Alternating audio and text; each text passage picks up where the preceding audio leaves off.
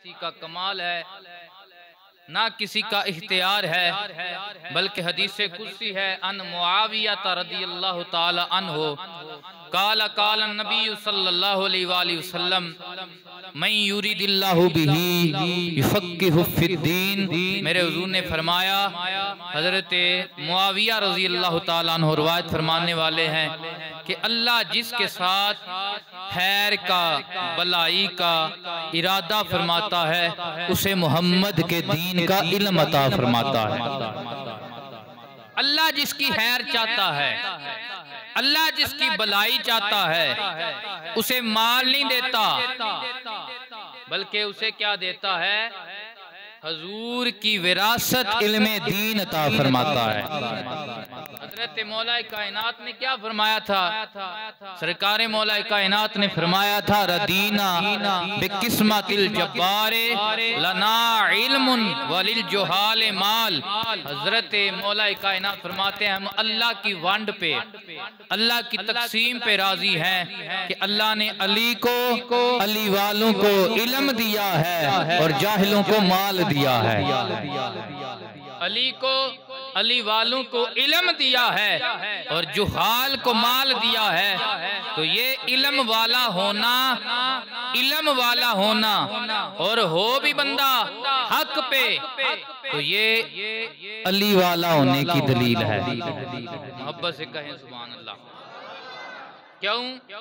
आज एक तबका वो मेहराब मिंबर पे मजालस व महफिल में जो अहले इल्म लोग हैं, उलमाए हक हैं, उनके मुतल्लक बहुत गलत नजरिया लोगों के ज़हनों में कायम कर रहा है।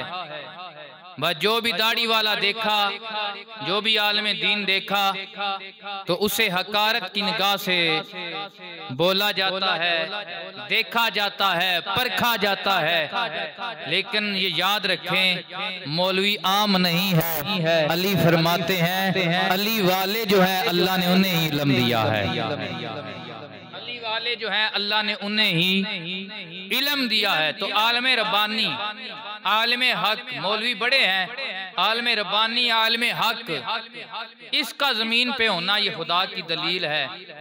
जब ये बुराई देखता है, फिर ये अपने माल की, अपनी जान की, अपने कारोबार की ये परवाह नहीं करता, फिर ये डट के बताता है जो चल रहा है वो गलत चल रहा है। और ये अक्सर होता है कि जो बंदा हक बोलता है उसके पास अक्सरियत नहीं होती, बल्कि बड़े थोड़े लोग रह जाते हैं उसके पास। हक बोलने वाले का लोग मुकाबला भी करते हैं, उसकी बातों का मजाक भी उड़ाते हैं, भाई इतने लोग इस तरफ हैं और ये अकेला यूं बात कर रहा है। हजरात, हमारे नजदीक स्वादे आजम इसी बात का नाम है, जिस तरफ हक है चाहे वो 72 तन है वही स्वादे आजम है, चाहे वो 72 तन है वही बड़ी जमात है। अगर हजारों का मजमा हो, हजारों का मजमा हो, लेकिन हक नहीं है तो वो कुछ भी नहीं है। और अगर 72 तन भी है, मुकाबले में सारी दुनिया के मुसलमान इकट्ठे हो जाएं, सारे कूफे के मुसलमान इकट्ठे हो जाएं, सारे शाम के मुसलमान इकट्ठे हो जाएं, सारे यजीदी इकट्ठे हो जाएं, सारे शिमर के मानने वाले इकट्ठे हो जाएं, लेकिन हक उसी तरफ होगा जिस तरफ हमारे बाबा हुसैन होंगे। हक उसी का नाम है, हक उसी जमात के साथ होगा जिस तरफ हुसैन होंगे। तो पता चला अक्सरियत ये हक होने की दलील नहीं है, बल्कि जिस तरफ हुसैन है उस तरफ हक है, जिस तरफ हुसैन है उस तरफ। बंदे कहते हैं शाह जी ये पहले कुछ नहीं था इतना, आज ये बड़े बड़े फिरके आ गए हैं, इतने फिरके आ गए हैं, बड़े रास्ते बंद कर दिए जाते हैं, बड़े मामलात होते हैं। तो मैं कहता हूँ कि हमारे बुजुर्ग शाह जी थे, वो कह गए थे कि जदू बंदा कणक बीजदा है तो बी कणक दे सटदा है, बूटियां एवें ही उग पैंदियां ने। हैं जी, गुलपी शाह साहब ने क्या फरमाया था कि कणक दा बी सट्टीए ते बूटियां आपे ही उग पैंदियां ने। कदे बूटियां दा किसे बी सट्टिया कोई नहीं, बूटियां दा बी कदे किसे सट्टिया कोई नहीं, ते ना कदे बूटियां वड्डियां ते ना कदे किसे बूटियां वेचियां। मुल पैंदा कणक दईए और मुल पैंदा बी वालियां दईए। जिन्हां दा बी कोई ना होवे उन्हां दा मुल पैंदा नहीं। तो ये कसरत ये ऐसे ही है, ये लव है। हाँ, हक वाले वो हैं जिधर हुसैनियत है। तो आलिम का होना, इमाम आली मुकाम, ये नहीं कि वो सिर्फ मेरे आका की गद्दी के गद्दी नशीन थे, सिर्फ कोई पीर थे, सिर्फ सैयद थे ना। इल्म के अजीम बादशाह का नाम हुसैन है, इल्म के अजीम ताजदार का नाम हुसैन है। जब भी कोई फितना सर उठाता है तो कोई ना कोई आलम रब्बानी खड़ा हो जाता है। हजरात, जब कुरान पे मसला चला, इमाम अहमद बिन हंबल अकेले थे, कोड़े खाड़े मारे खाई, लेकिन अपने मौक़िफ़ पे डटे रहे और बताया कि आलम दीन जो आलम रब्बानी होता है वो जान की परवाह नहीं करता है, वो ईमान की परवाह करता है, वो कुरान की परवाह करता है। हजरात, यूं ही ये मामला चलता रहा। जब अकबर बादशाह के दौर में फैजी बरादरान जो सरकारी मुल्ला थे, उन्होंने तफसीर भी लिखी थी, और ऐसी तफसीर के जो जिसमें नुक्ता कोई नहीं, ऐसे लफ्जों के साथ उन्होंने तफसीर लिखी थी, उसमें नुक्ता कोई नहीं आता। पूरी तफसीर में फैजी बरादरान उन्होंने एक हिंदू और मुसलमान इनके चंद मज़ाहिब बातें इकट्ठी करके नया दीन, जिसे दीन इलाही का नाम दिया गया था, तो ये फैजी बरादरान सरकारी मुल्ला थे।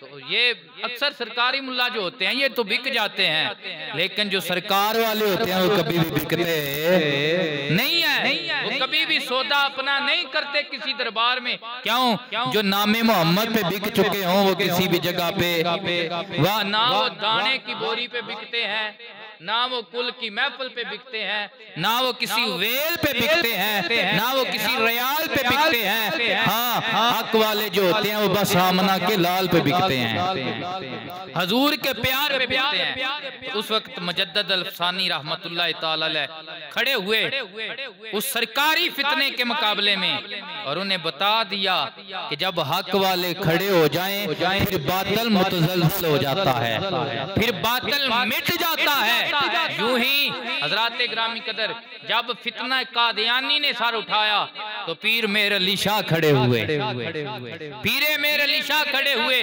गोलड़े के ताजदार खड़े हुए।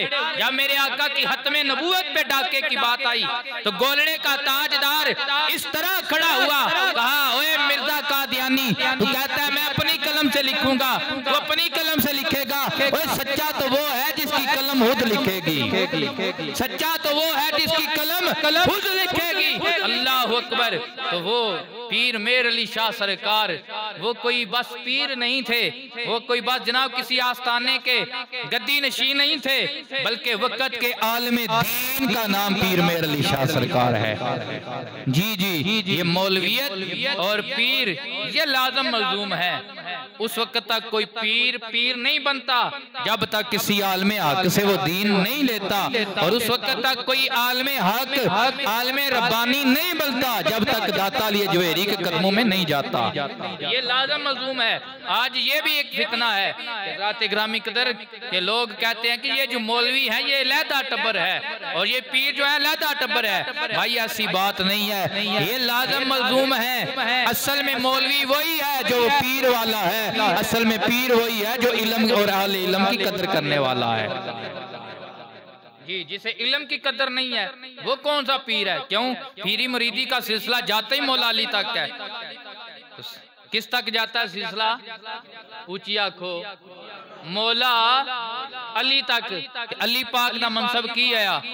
सरकार फरमांदे ने आना मदीना तुल इल्म वाली उन बाबोहा, मैं इल्म दा शहर हां, अली दा बूआ है।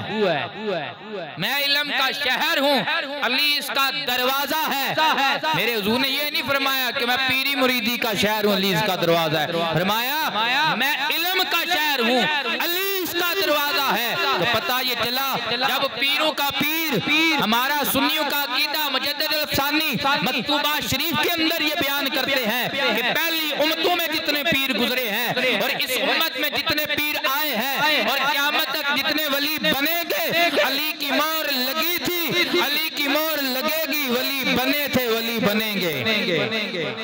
सुभान अल्लाह, ये तो है ही मोहर अली की। तो भाई जिसकी मोहर से पीर पीर बनता है उस अली का मनसब क्या है? बाबे मदीना तुल इल्म। क्या मनसब है? बाबे मदीना तुल इल्म उसका मनसब है। तो जो पीर इल्म और आले इल्म की कदर नहीं करता है वो पीर तो हो सकता है, पीर नहीं हो सकता है। और जो मुल्ला अल्लाह के वली की कदर नहीं करता है, जिसे दाता अच्छा नहीं लगता है, जिसे गौस अच्छा नहीं लगता है, वो मलवाना तो हो सकता है लेकिन मेरे नबी के दीन आका आलमे दीन नहीं हो सकता है। तो आला हजरत की हस्ती ऐसी हस्ती है जो सैयदों के मुरीद थे, सैयदों के मुरीद थे। और इल्म का क्या मयार था कि अलीगढ़ यूनिवर्सिटी में रियाजी का मसला है तो लोग कहते हैं मुल्ला को क्या रियाजी का काम है? अल्लाह अकबर।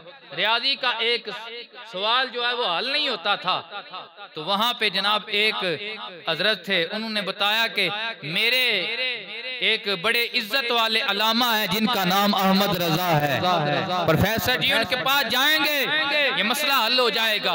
वो सवाल लेकर आगे आला हजरत लिख रहे थे कहाँ से, अल्लाह अकबर।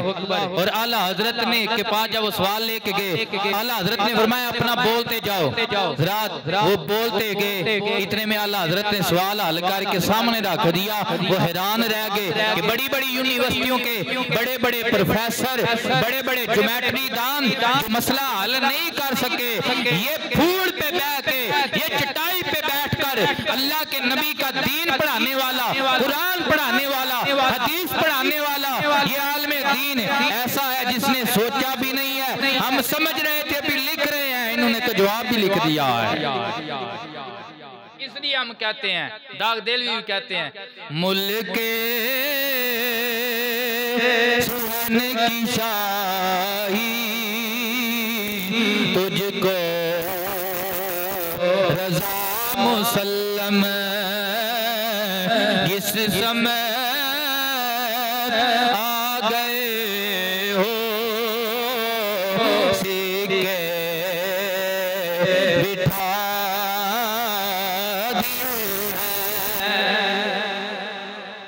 आला हजरत फिल बदी हुजूर की बारगाह में।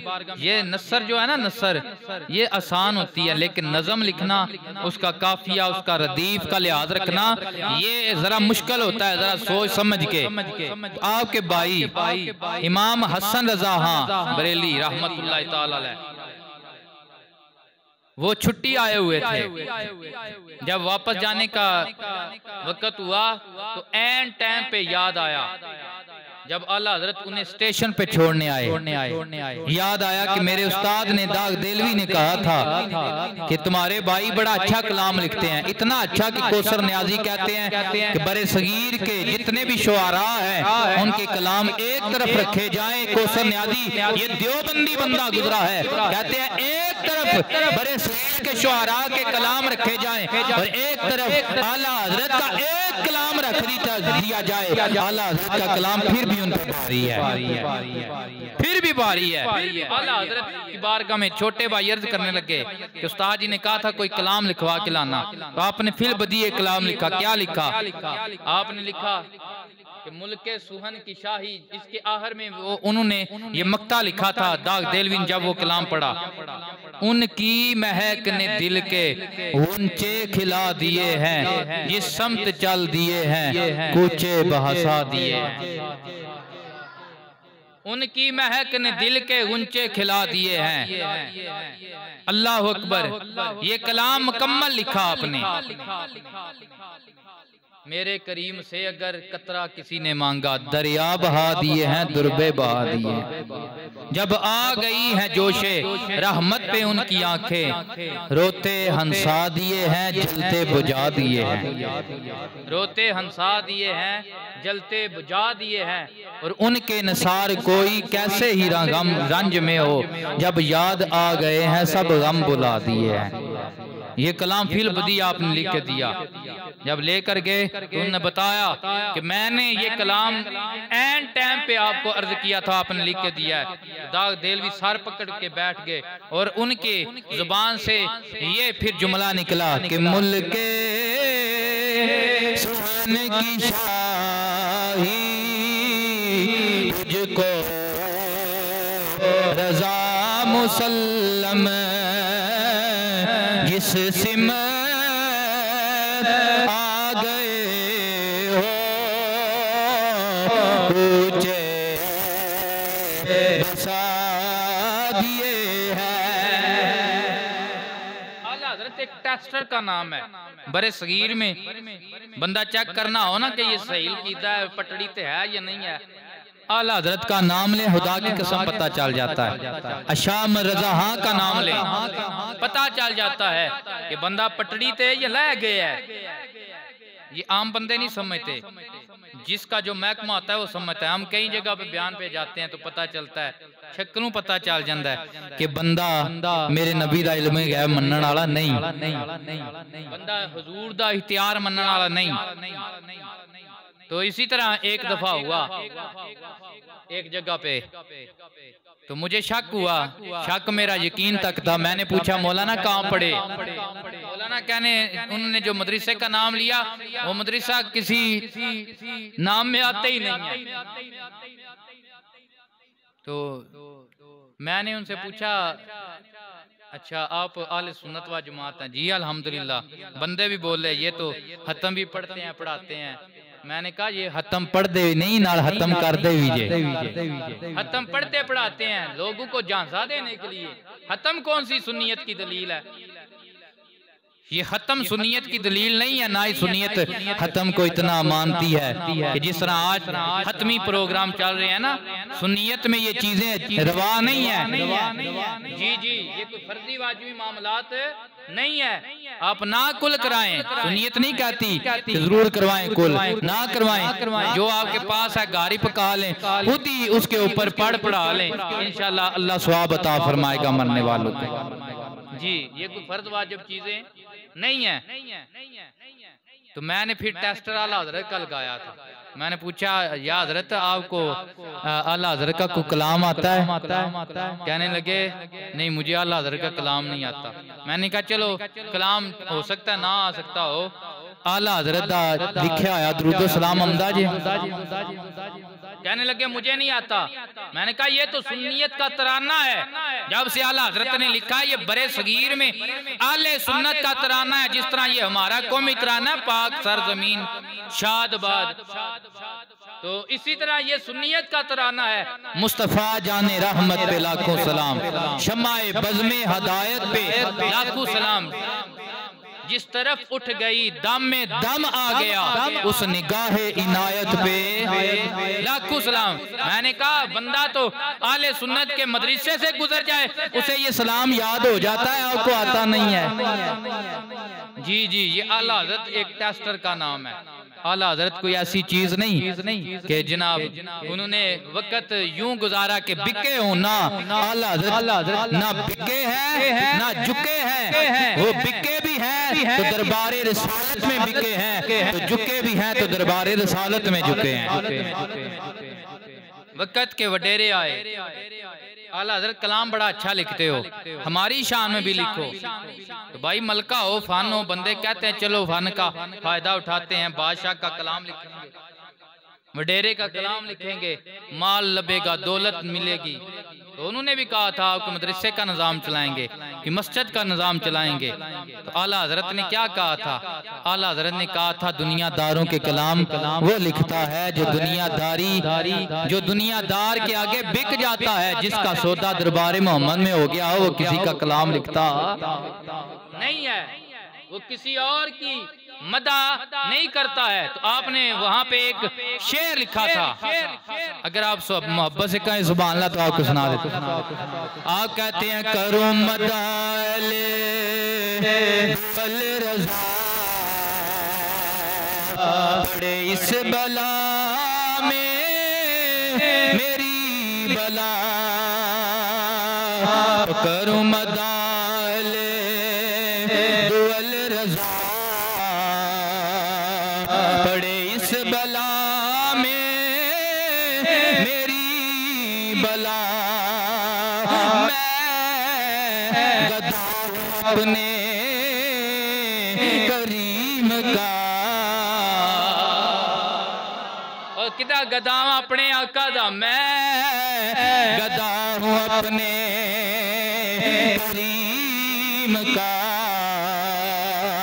मेरा दीन पारा आना नहीं, मैं गदा हूँ अपने करीम का, मेरा दीन पारा आना नहीं। और साडा दीन पीपी नून ए पार्टियां नहीं, साडा दीन मोहम्मद रसूलुल्लाह दी गुलामी जी।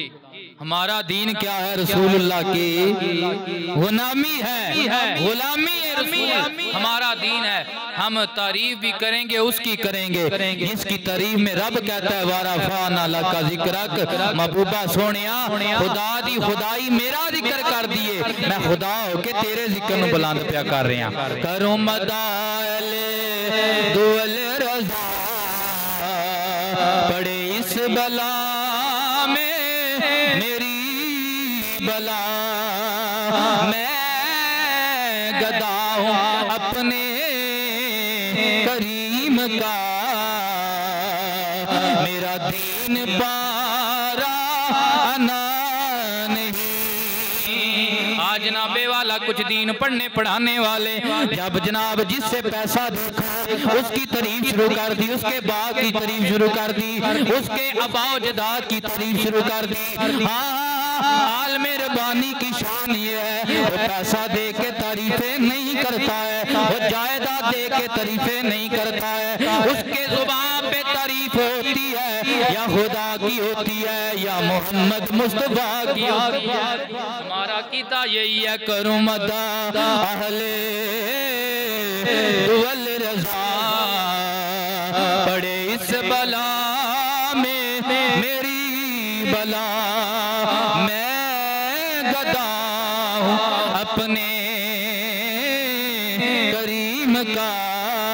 सारे सारे हुजूर दे गुलाम होना मैनू शक कोई नहीं, लेकिन झाका ला के अज गवाही दियो दिन माशर दा होएगा, यौम दिन तो हद सुहबारा सारियां जुबानां नू ताले लग जाणगे, ऐ जमीन दी छाती बोल के गवाही देगी रब्बा सोहणिया ऐ तेरे मुस्तफा दे गुलाम ने जेड़ी मेरी छाती ते बह के नारा लांदे सन, मैं खुदा हूं अपने करीम का, आखो मेरा दीन पारा आना नहीं, मैं गदा हूँ अपने करीम का, मेरा दीन पारा आना।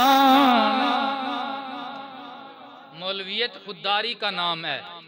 मौलवियत किस बात का नाम है? खुददारी का नाम है जो आला हजरत ने अपने सुन्नी उलमा को दी। मेरे दादा मुझे हजरत ज़ियाउल उलमा पीर मोहम्मद करम शाह, जब अंग्रेज का दौरा हुआ ना, तो पहले ये मौलवी लफ्ज जो था ये बड़ा इज्जत का लफ्ज था।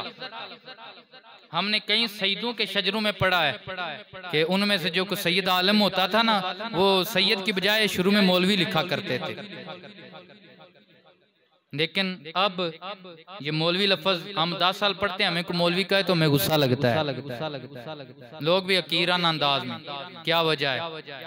वजह यह है कि जब अंग्रेज का दौर दरा हुआ, उसने सबसे पहले उम्मत मुसलमान के रहबर को बदनाम किया। आपने किसी ग्रोह को बदनाम करना हो, उनको अमीर को बदनाम करो। रहबर को बदनाम किया, जिसकी दाढ़ी है वो दहशतगर्द है, और दस्तार जो है ये हुजूर की सुन्नत है। उसने उतरवा के वो जो दरवाजे खोलने वाले हैं और बैंड बाजे वाले हैं उनके सरों पर रख दी। और लफ्ज़ मौलवी इसको इस तरह पेश किया गया, ऐसा रंग दिया गया कि मौलवी साहब भी अपने आप को मौलवी साहब कहलवाना ये तो इन समझते हैं। तो रहबर को बदनाम किया गया। और इसके बाद जो दीनी मदारस थे, दीनी मामलात थे, उनको इस तरह नीचे गिराया गया कि जो आमिलीन जिन्हें कमी हज़रात हम कहते हैं, वैसे अल्लाह के नजदीक इज्जत वाला वो है जो तकवे वाला है। चौधरी के पास जितना भी माल है, जितना भी जायदाद है, लेकिन तकवा नहीं है तो वो अल्लाह के नजदीक जलील है। जिसे हम कमी कहते हैं, अगर उसके पास तकवा शियारी है तो अल्लाह के नजदीक वो इज्जत वाला है। अगर कमी 5 वक्त का नमाजी है, अगर वो परहेजगार है, अल्लाह के नजदीक वो मुल्क चौधरी साहब का नहीं है जो एक कमी का है। बना को सुभान अल्लाह। तो मेरे नबी के गुलामों, लेकिन दुनियादारी के लिहाज से इस तबके को, उलमा को, जो रहबर थे हमारे, इसको इतना नीचे लाया गया कि इसको एक कमी का दर्जा दिया गया। ये आपने खुद देखा, आपने खुद सुना कि पहले लोग जो होते थे, जिन्हें हम म्याणे भी कहते हैं, तो वो गुलियों पे बेचारे गुजारा करते थे। तो एक मुसल्ले का इमाम हो, दुनिया में सबसे इज्जत वाली जगह ये रसूलुल्लाह का मुसल्ला है, ये मिंबर है, इससे बड़ी इज्जत वाली कोई जगह नहीं है, कोई जगह नहीं है। लेकिन हमारी सबसे इज्जत वाली जगह पे खड़े होने वाला बंदा, वो सुबह भी गुलियां ले आया करता था, वो शाम के वक्त भी हमारे दरवाजों पे भिखारी बन के आया करता था। मदारस में पढ़ने वाले तुलबा वो सुबह का खाना भी मांग कर लाते थे, शाम का भी मांग कर लाते थे। तो जब मेरे दादा मुझे हजरत ज़ियाउल उलमा पीर मोहम्मद करम शाह लज़री आपने दारुल उलूम मुहम्मदिया गौसिया की बुनियाद रखी, सबसे पहले आपने ये काम बंद किया और आपने अच्छे से अच्छा इंतजाम तुलबा दीन के तालिब इल्मों के लिए खाने का किया, ताकि इन्हें किसी के दरवाजे पे जाने की जरूरत ना पड़े।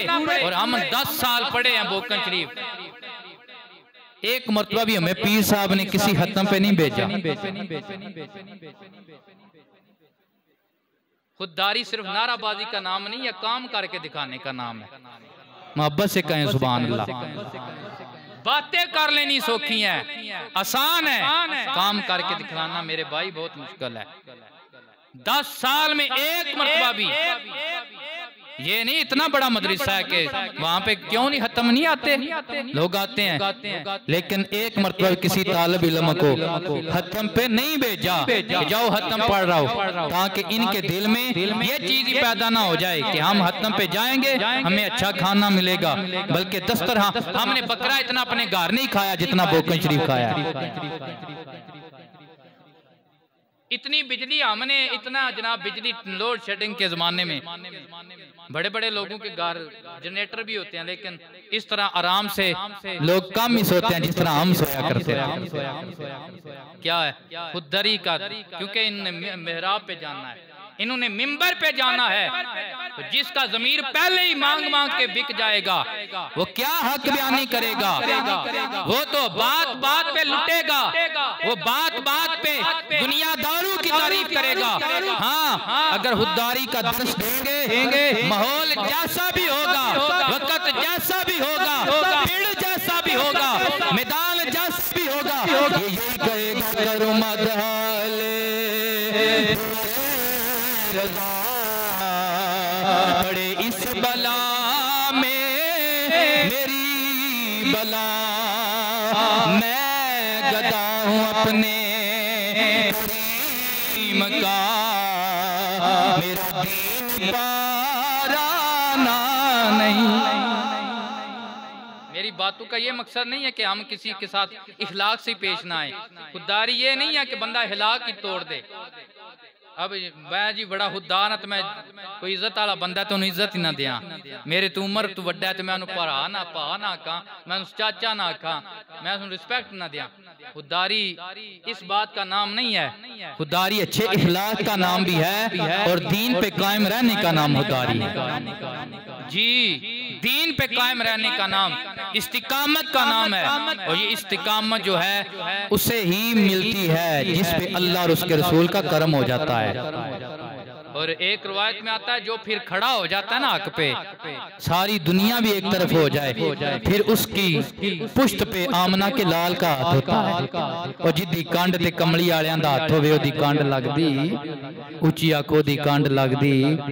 जी, दुनियादारी दे पिछे दीन दे सौदे नहीं करी दे, दुनियादारी दे पिछे दीन दे सौदे नहीं करी दे।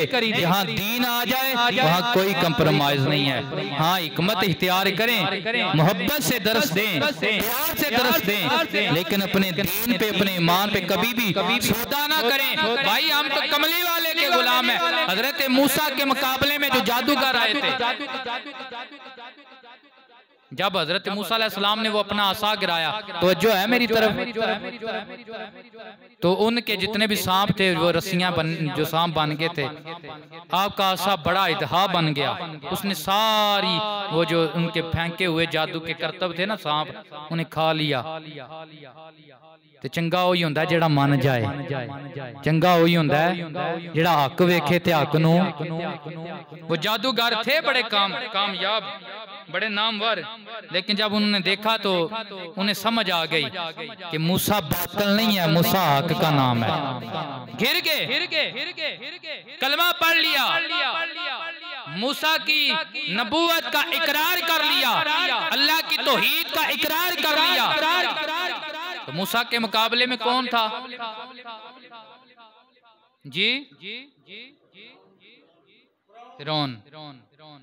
उसने कहा था ऐ मूसा के मानने वालों, जादूगरो, मैंने तुम्हें लाया था, कलमे मूसा के पढ़ रहे हो तो तुम्हारे साथ मैं बहुत बुरा अशर करूंगा।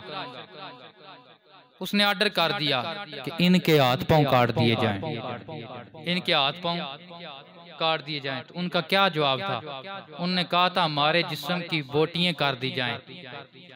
हम उस जन्नत में नहीं जाना चाहते कि जिसमें ना जिंदगी है ना मौत है। हम उस जन्नत में जाना चाहते हैं जिसमें हयात अबदी है। ये तो चंद दिन की जिंदगी है भाई, जिन्होंने बस हजरत मूसा का एक मौजज़ा देखकर कलमा पढ़ा था, इतने पक्के हो गए थे।